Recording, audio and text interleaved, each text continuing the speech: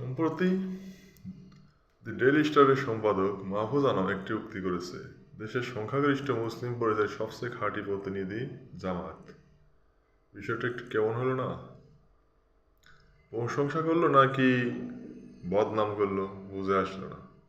কারণটা হচ্ছে, শের বাংলাকে ফজল হক বলেছিলেন যে কলকাতার দাদারা যদি আমার প্রশংসা করে তাহলে বুঝতে হবে আমার মধ্যে সমস্যা আছে, আমি ইসলামের কোনো ক্ষতি সাধন করেছি। একইভাবে তারা যদি আমার বদনাম করে তাহলে বুঝতে হবে আমি ইসলামের জন্য কিছু না কিছু করেছি। তো মাহফুজ আনামের মুখে জামাতের প্রশংসা নিশ্চয়ই ওই রকমই।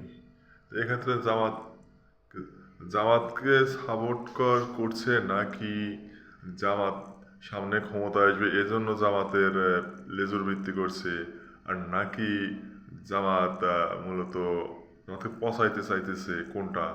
এটি চিন্তা ভাবনার বিষয়।